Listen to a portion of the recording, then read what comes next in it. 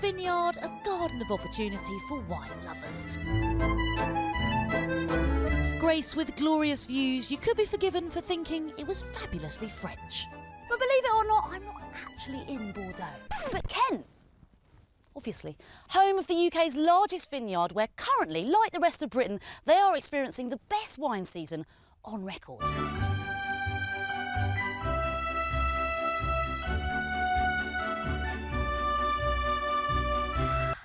you got anything that's a bit more full-bodied, perhaps with a hint of strawberry or summer fruits will be absolutely fine. Thanks. And the boom isn't just down to a sophisticated palate, but largely the weather. Well, we are a nation obsessed with it. Britain has experienced one of its driest Septembers in half a century, creating near perfect conditions for wine producers, although the sunglasses were a little unnecessary. Grape, Fraser? Cheers, clink. And experts here say this is just the beginning for Great Britain.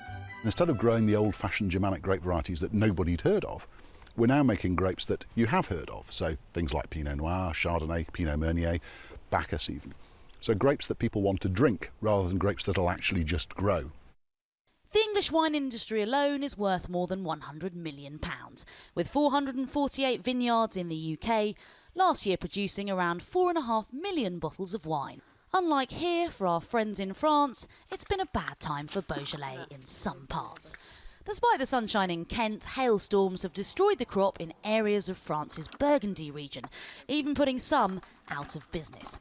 So as our wine shines, will this honeymoon last? We asked a wine expert. Nice work if you can get it. At each of the vital stages in the growing season, the weather's been just right, which means that there's a really healthy and large crop hanging on the vines now.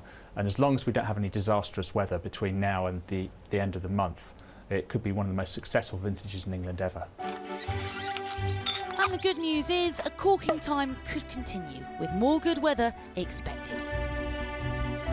Minnie Stevenson, 5 News, taking in the vineyard. Not a bad